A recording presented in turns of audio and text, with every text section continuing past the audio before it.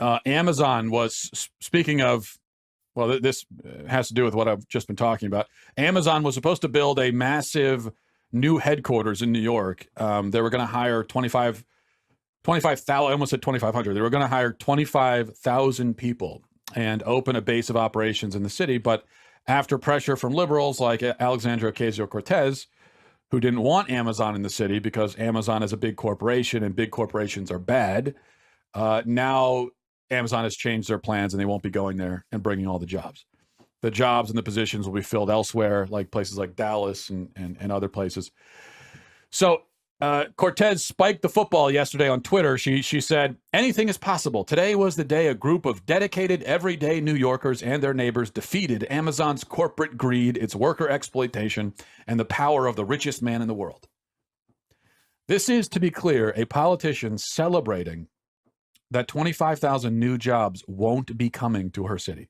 She's bragging that she helped to prevent her constituents from getting jobs, which is total madness. What we see now on the left is a complete investment in class warfare. This goes back to the sowing division that I was just talking about. And they're all in on this. So it's not just about race and gender and creed and sexuality anymore. Now it's definitely about how much money you make. So we've got Cortez boasting about kicking jobs out of her city. We've got Elizabeth Warren sharing pictures of rich guys on their yachts and saying, oh, he shouldn't be able to buy this boat.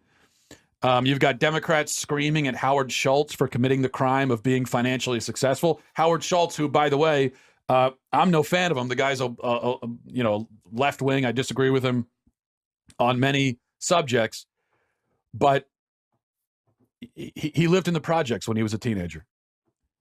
He started with one little coffee shop in Seattle, and he built it into a $1 billion enterprise. And we're as Americans, that's the American dream, right? Or at least it used to be, to start from nothing with one little seed, and to plant it and to have it sprout into something incredible. That used to be the American dream, and we used to admire men who were able to do that.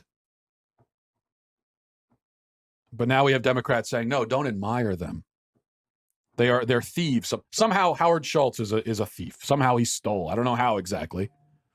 He built up his own operation, made his own money, but he stole somehow. The fact that he has billions and I have less than billions, well, that's his fault. He's been reaching his hand into my pocket invisibly and stealing from him. No, for me, I don't buy it. It's just un-American. It's un-American to look at rich people and hate them for being rich. Now, on the other side of it, I also don't think we shouldn't worship wealth. And I think sometimes on the right, there are certain types of conservatives who can venture a little bit too close to the idol worship of rich people and money and success and all of that. And I'm not on board with that. We shouldn't worship money. And also, on a personal level, you shouldn't hoard your wealth. You should help the less fortunate willingly, through your own volition, through your own choice, not because you're forced to by the government. So I believe that. But I also believe that envy is not American. That's not supposed to be an American value. And it's not healthy. And certainly not Christian. And we should admire success. We don't worship it, but we admire it. Because it takes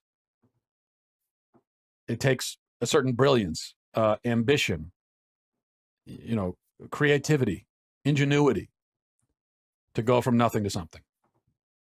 That's American, to admire that. This, though, what we're seeing with the Democrats, this is not. I don't recognize this. I don't recognize this as American.